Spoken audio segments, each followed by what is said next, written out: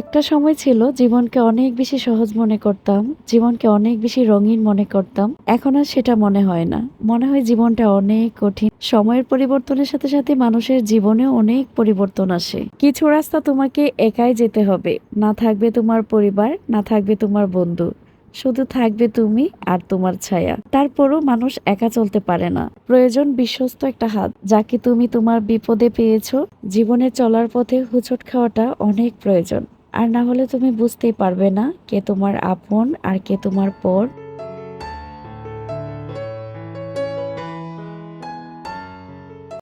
আসসালামু আলাইকুম, কেমন আছেন সবাই? আশা করছি আল্লাহর অশেষ রহমতে সবাই খুব ভালো আছেন। আলহামদুলিল্লাহ, আমরাও ভালো আছি। পুষ্প লাইফস্টাইলে নতুন আরো একটি ব্লগ দেখার জন্য আমি পুষ্প সবাইকে স্বাগত জানাচ্ছি।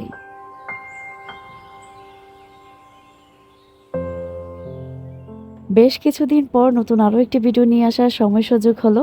আশা রাখছি আজকের ভিডিওটি আপনাদের কাছে অনেক অনেক ভালো লাগবে। আর সেই ভালো লাগা থেকে অনুরোধ করব, ভিডিওর শুরুতে একটা লাইক দিয়ে ভিডিওটি কন্টিনিউ করবেন।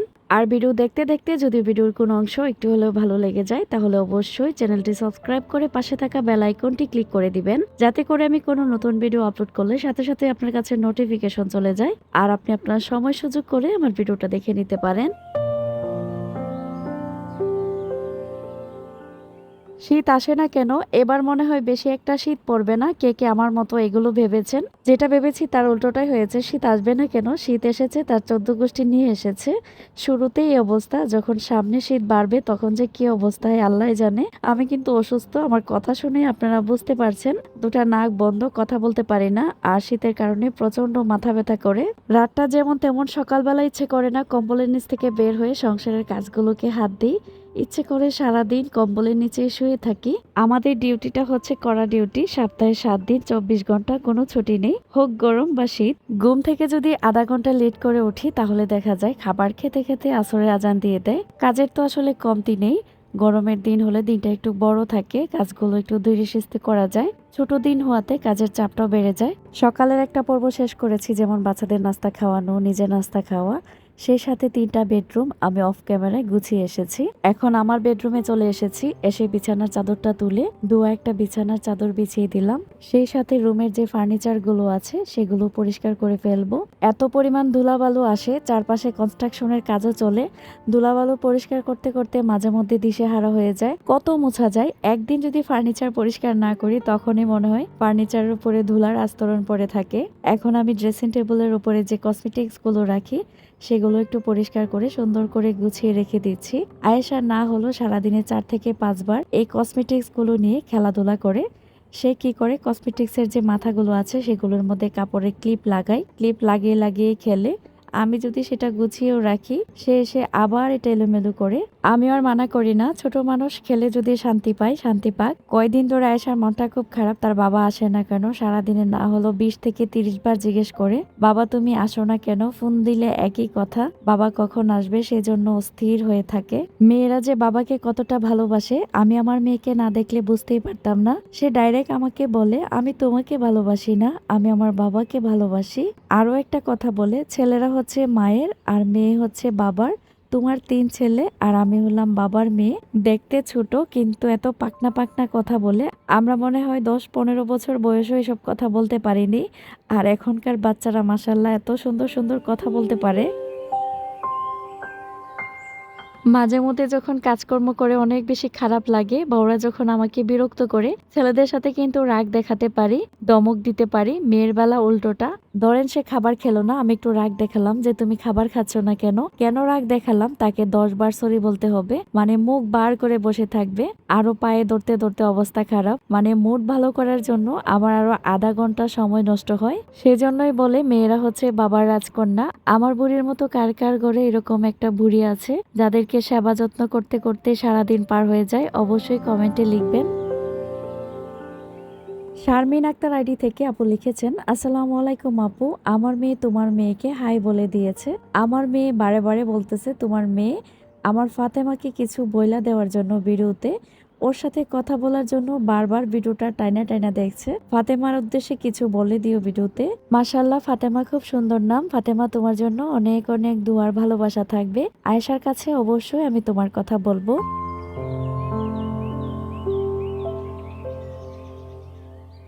আজকে 1 সপ্তাহ পর বাথরুমগুলো ক্লিন করেছি। ঠান্ডার কারণে আমি নিজে বাথরুম ধুতে পারি না। খালা গত শুক্রবারে কাজ করে গিয়েছে। পুরো 1 সপ্তাহের জন্য গ্রামে ছিল, গ্রাম থেকে এসেছে। আসার পরে বাথরুমগুলো ক্লিন করালাম। এই একটা সপ্তাহ কোনো রকম কাজ করে থেকেছি। খালার মেয়েকে দিয়ে গিয়েছিল, ও বয়সে ছোট, তাই ওকে দিয়ে বেশি একটা কাজ করাইনি আমি। ছোট মানুষ নিজের ইচ্ছাতে কাজ করতে এসেছে, তাই দুজনে মিলেমিশে এই কয়দিন কাজ করেছি। কোনোরকম একটা সপ্তাহ পার করলাম। খালা আসা মাত্রই বাথরুমগুলো আগে ক্লিন করালাম। তারপর সংসারের যে টুকটাক কাজগুলো আছে এখন নিজে দেখে দেখে সেগুলো পরিষ্কার করে নিচ্ছি। ওয়াশিং মেশিনের উপরে যে জিনিসগুলো রাখি, স্ট্যান্ডগুলো মুছে আবার সেগুলো আমি জায়গা মতো রেখে দিচ্ছি। কাজ করলে আসলে কাজের শেষ নেই। এই জায়গাটাতে আমি অনেক দিন ধরে হাত দেই না। শুধু স্ট্যান্ডগুলো না, এখানে যে বক্সগুলো আছে সেগুলোর উপরে বালু সাদা হয়েছিল, সবগুলোই মুছে রেখে দিলাম। ডিপ ক্লিনের যে কাজগুলো, এগুলো তো আসলে সবসময় করা যায় না, সময়টা বেশি লাগে। সপ্তাহে একদিন হলেও সব জিনিস ডিপ ক্লিন করাটা প্রয়োজন, সুস্থ থাকার জন্য হলেও প্রয়োজন। চারদিকে যে পরিমাণ ধুলাবালু, গড়েও কিন্তু অনেক ধুলাবালু থাকে যেগুলো আমরা চোখে দেখতে পাই না, সেগুলো কিন্তু আমাদের ভিতরে শ্বাস প্রশ্বাসের সাথে ঢোকে। তাই যতটুকু সম্ভব ধুলাবালু পরিষ্কার রাখাটা খুব দরকার। বিশেষ করে শীতের দিন এই ধুলাবালুর কারণে ঠান্ডা, কাশি, সর্দি সেগুলো লেগেই থাকে।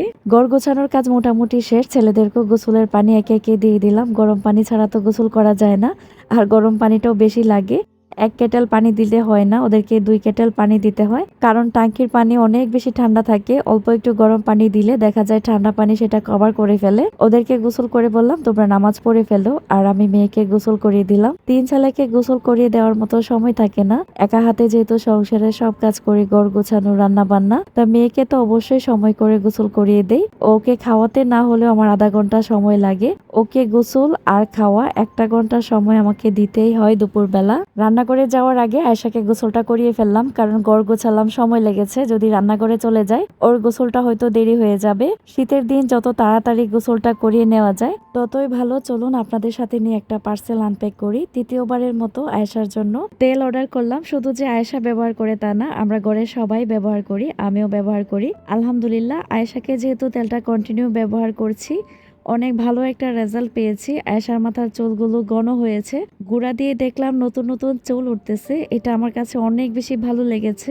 সেই সাথে চুলগুলো লম্বা হয়েছে। আমি যখন আয়েশার চুলগুলো আশ্রিয়ে দিই তখন সেই পরিবর্তনটা বুঝতে পারি, মানে চুলগুলো ঘন হয়েছে।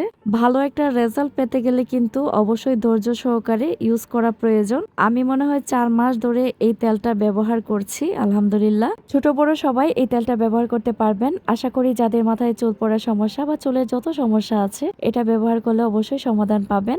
যারা আমার পুরনো দর্শক আছেন তারা তো জানেন আমি কার কাছ থেকে তেলটা অর্ডার করি। আপুর ইউটিউব চ্যানেলের নাম হচ্ছে রোজা ফরহাদ, আর সেই রোজা ফরহাদ আইডির অনার হচ্ছে রিমা আপু, যে 35টি উপাদান দিয়ে এই অর্গানিক হেয়ারটা তৈরি করে থাকেন। আপনারা চাইলে আপুর চ্যানেলটা ভিজিট করে দেখে আসতে পারেন আপু কিভাবে তেলগুলো তৈরি করে থাকেন। আর আমি কিন্তু ভিডিওর স্ক্রিনে নাম্বারও দিয়ে দিয়েছি, আপনারা চাইলে সরাসরি ফোন দিয়েও তেল অর্ডার করতে পারবেন।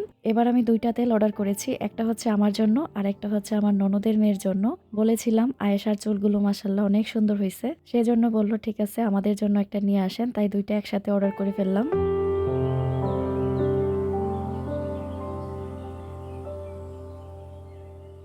ঠান্ডা ঠান্ডা দিন, ভাবলাম আজকে খিচুড়ি রান্না করি। কাজের ফাঁকে দিয়ে ডালে চালে খিচুড়ি বসিয়ে দিয়ে গিয়েছিলাম, আর খিচুড়িটা হয়ে গেছে, এখন নামিয়ে ফেলবো। বাসায় কোনো সবজি মাছ কিছুই নেই, বাইরে যে যাবো অ্যালসামি লাগে। হঠাৎ করে মুরগিওয়ালা আমাকে ফোন দিয়েছে, আপা পাকিস্তানি ভালো মুরগিটা এসেছে, আপনি চাইলে কয়েকটা মুরগি রেডি করে দিই। নিজের ইচ্ছাতে 6টা মুরগি রেডি করে দিয়ে গেছে। যখন ভালো কোনো মুরগি আসে বা মাছের দোকানে ভালো কোনো মাছ আসে, ওরা ফোন করে বাসার নিচে এসে দিয়ে যায়, সেজন্য কষ্টটা কম হয়। যেহেতু কোনো মাছ মুরগি ফ্রিজে ছিল না, তো ভাবলাম মুরগি এসেছে, মুরগি দিয়ে খিচুড়ি রান্না করে ফেলি, বাচ্চারাও খেতে পারবে। আর ঠান্ডা দিন খিচুড়ি আর মুরগির তরকারি খেতেও ভালো লাগবে।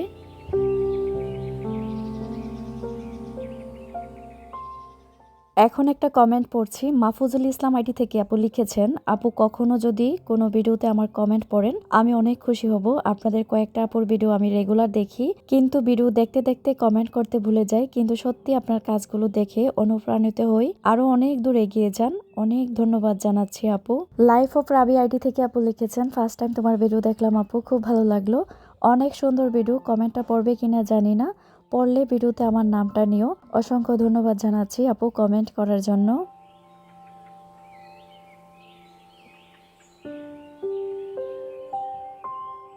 ঘর গোছাতে গোছাতে আমি রান্নার কাজটাও চালু রাখি। এতে করে কি হয়, রান্নাও হয়ে যায় আর ঘর গোছানো হয়ে যায়।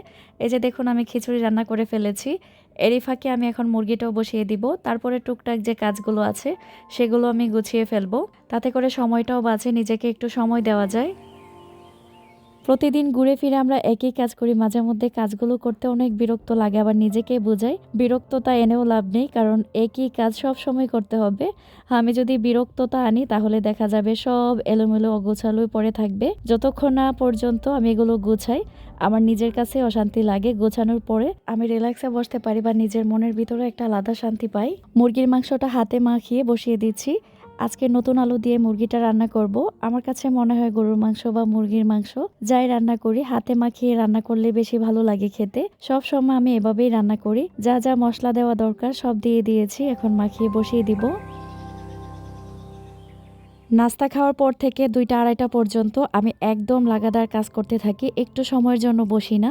একদম রোবটের মতো কাজ করি, যেমন ঘর গোছানো, তারপর রান্নাঘরের কাজ। কিছু অন ক্যামেরায় আপনাদের সাথে শেয়ার করি আর কিছু অফ ক্যামেরায় করে ফেলি, কারণ সবকিছু একসাথে ভিডিও করলে ভিডিওটা অনেক বেশি বড় হয়ে যাবে। আর আমরা যারা গৃহিণী আছি তারা তো অবশ্যই জানি একটা সংসারে কত কাজকর্ম থাকে। যাদের ঘরে ছোট বাচ্চা আছে তারা জানেন অনেক কষ্ট। আপনি যদি ঘর গোছালেন, বড় মানুষ হলে কিন্তু ঘরগুলো অগোছালো করে না। ছোট মানুষ দেখবেন ঘর গুছিয়ে এসেছেন, আবার গিয়ে দেখবেন সেই জায়গা এলোমেলো করে ফেলেছে। না হলেও আমার সারাদিনে 5 থেকে 6 বার ঘর গুছাতে হয়।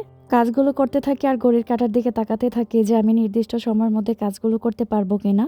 আমি বলবো যে ছোট দিনে ছোট বাচ্চার মায়েরা সকাল সকাল ঘুম থেকে ওঠার চেষ্টা করবেন। যদিও সকালবেলা না উঠতে পারি, সেক্ষেত্রে বাচ্চারা ওঠার আগে অবশ্যই ঘুম থেকে উঠবেন। আপনি আধা ঘন্টা যদি হাতে নিয়ে কাজগুলো করেন, অনেক কাজ গুছিয়ে ফেলতে পারবেন। শীতের দিন বাচ্চারা কম্বলের নিচ থেকে বের হতে চায় না। ওরা ঘুম থেকে ওঠার আগেই আমি উঠে ওদের নাস্তাটা রেডি করে ফেলি। তারপর রুম ঝাড়ু দিই। রুম ঝাড়ু দেওয়ার পাশাপাশি যে রুমগুলোতে ওরা থাকে না বা অগোছালো হয়ে থাকে, চেষ্টা করি সেগুলো গুছিয়ে ফেলার।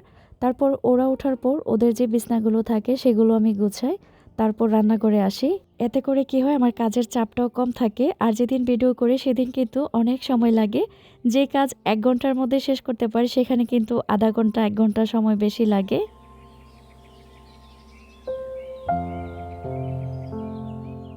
মুরগির গায়ে যে ময়লাটা থাকে সেটা আমি ধুয়ে ফেলেছি।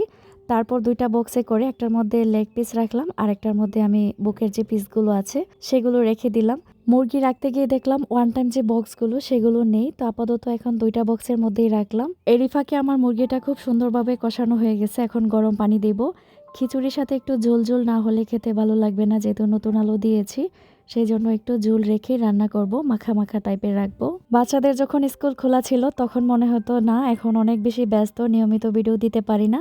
যখন স্কুল বন্ধ হবে তখন হয়তো নিয়মিত ভিডিও দিব। এখন দেখছি আরো বেশি ব্যস্ততায় ঘিরে ধরতেছে, না এই চ্যানেলেও ভিডিও দিতে পারি, না কুকিং চ্যানেলেও ভিডিও দিতে পারি। কুকিং চ্যানেলটা মাশাআল্লাহ অনেক দূর এগিয়ে নিয়ে গিয়েছিলাম। কি করব, শরীরে না দিলে তো আর কোনো কিছু করা সম্ভব না। আর এখন শীত, কোনো কাজও করতে ইচ্ছে করে না।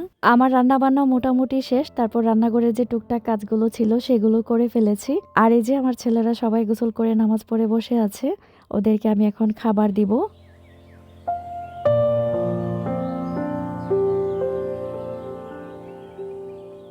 আবার ক্যামেরাটা রাত 9টার সময় চালু করলাম। এখন রাত 9টা বাজে। আমার বড় ছেলেকে নিয়ে চলে এসেছি হসপিটালে। ছেলেটা আমার অনেক দিন ধরে অসুস্থ, ঠান্ডা, কাশি, জ্বর উঠে। নরমালি ফার্মেসি থেকে যে ওষুধগুলো খাওয়া দরকার সেগুলো খাওয়াই, কোনো কাজ হয় না। তো ভাবলাম আজকে ডাক্তার দেখিয়ে নিই। এখন আমরা ইবনে সিনাতে আছি, ওকে ডাক্তার দেখিয়ে কিছু কেনাকাটা আছে সেগুলো শেষ করব।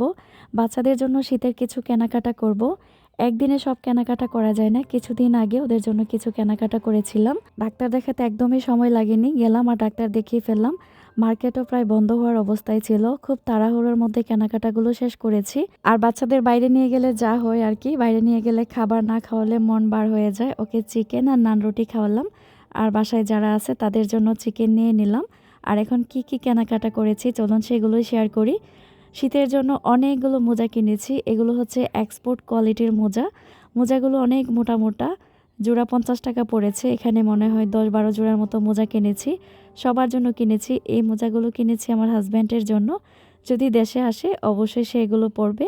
আর সবার জন্য 3 জোড়া 4 জোড়া করে কিনেছি। এখানে প্রায় 600 টাকার মোজা আছে। শীতের মধ্যে প্রচুর মোজা লাগে, এমনিতে বাসায় অনেক মোজা। আমার বাচ্চাদের সব সময় মোজা পরিয়ে রাখার চেষ্টা করি। আর এই মোজাগুলো এনেছি গ্রামে, যখন যাব ওরা এগুলো পরতে পারবে।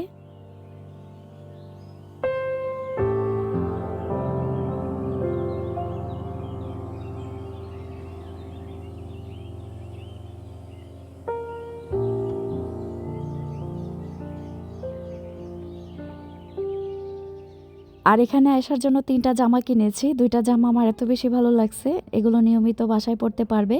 আর একটা কোথাও বাইরে যাওয়ার জন্য হালকা যখন ঠান্ডা থাকবে সেটা পরতে পারবে। এই চেকটা আমার অনেক বেশি ভালো লাগে। বাচ্চাদের দেখবেন এই জাতীয় চেকগুলো পরলে সুন্দর লাগে। এই জামাগুলোর দাম পড়েছে 500 টাকা করে। আর এই যে জামাটা দেখাচ্ছি এটার দাম পড়েছে 900 টাকা। আর এই জামাটা হচ্ছে হাতাওয়ালা, শীত যখন কম থাকবে সে পরতে পারবে। মাশাআল্লাহ পরিয়েছিলাম, অনেক সুন্দর লাগে। মনে অনেক শখ ছিল একটা মেয়ে হবে, মেয়ের জন্য সুন্দর সুন্দর কাপড় কিনবো আর সেই কাপড়গুলো মেয়েকে পরাবো। আল্লাহ সেই মনের ইচ্ছাটা পূরণ করেছেন। আমি আল্লাহর কাছে সব সময় শুকরিয়া আদায় করি। এখন আমি আমার মেয়ের জন্য কাপড় কিনতে পারি আর সেই সুন্দর কাপড়গুলো আমি আমার মেয়েকে পরাতে পারি। একটা সন্তানের জন্য যেসব মায়েরা দিনরাত আল্লাহর দরবারে চোখের পানি ফেলায়, আল্লাহ যাতে তাদের মনের আশা পূরণ করে। আর এখানে 3 ছেলের জন্য 3টা জ্যাকেট কিনলাম। ওদের জ্যাকেটগুলোর প্রাইস পড়েছিল 1100 টাকা করে। আজকের জন্য তাহলে আমি এখানে বিদায় নেব। নতুন আরও একটি ভিডিও দেখার আমন্ত্রণ জানাচ্ছি। আপনারা সবাই ভালো থাকবেন, আমিও আমার পরিবারের জন্য সবাই দোয়া করবেন। আল্লাহ হাফেজ, আসসালামু আলাইকুম।